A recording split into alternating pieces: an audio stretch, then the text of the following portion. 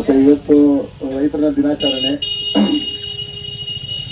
ಎಲ್ಲದಕ್ಕೂ ರಜಾ ಕೊಡ್ತಾರೆ. ಅದಕ್ಕೊಂದು ರಜಾ, ಇದಕ್ಕೊಂದು ರಜಾ, ಗೌರ್ಮೆಂಟ್ ಹಾಲಿಡೇಸು, ಏನೇನೋ ಪ್ರತಿಯೊಂದು ಜನಾಂಗಕ್ಕೆ ಜಾತಿಗೆಲ್ಲ ಹಾಲಿಡೇಸು, ಈ ಜಾತಿಯವ್ರಿಗೊಂದು ಹಾಲಿಡೇಸು, ಆ ಜಾತಿಯವ್ರಿಗೊಂದು ಹಾಲಿಡೇಸು ಅಂತೆಲ್ಲ. ರೈತನಲ್ಲಿ ಯಾವ ಜಾತಿನೂ ಇಲ್ಲ, ಯಾವ ಭೇದ ಭಾವನೂ ಇಲ್ಲ. ಅನ್ನ ಕೊಡ್ತಾನೆ. ಈ ಅನ್ನ ಕೊಡೋಂಥ ರೈತನಿಗೆ ರಜನೇ ಇಲ್ಲ. 24x7 ದುಡಿಮೆನೆ, ಎನಿ ಟೈಮ್ ದುಡಿತಾ ಇರೋಂಥದ್ದೇ ಈ ಭಗವಂತನ ಸೇವೆ. ಆ ಥರ ಭಗವಂತನೇ ರೈತನು.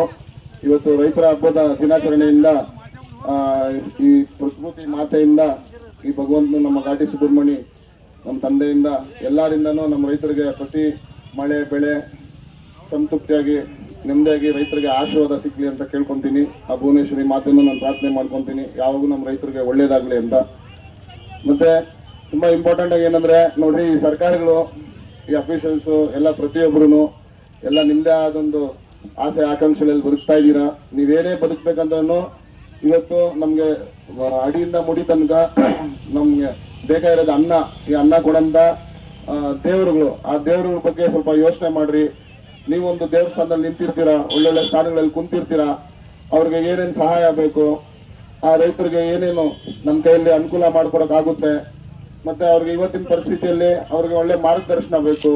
ಯಾವ ಥರ ಒಂದು ಅಪ್ಡೇಟ್ ಆಗಿ ಇವತ್ತು ಏನು ಒಂದು ರೈತನು ಎಷ್ಟು ಅಪ್ಡೇಟ್ ಆಗಿದ್ದಾನೆ, ಬೇರೆ ಹೊರದೇಶಗಳಲ್ಲೆಲ್ಲ ಯಾವ್ಯಾವ ಥರ ಅಪ್ಡೇಟ್ ಆಗಿದ್ದಾರೆ, ಆ ಥರ ನಮ್ಮ ಮಕ್ಕಳನ್ನು ನೀವು ಪ್ರೋತ್ಸಾಹ ಕೊಟ್ಟು ಅವ್ರಿಗೆಲ್ಲ ಪ್ರತಿಯೊಂದು ರೀತಿಯಲ್ಲೂ ಸಹಾಯ ಮಾಡಿ.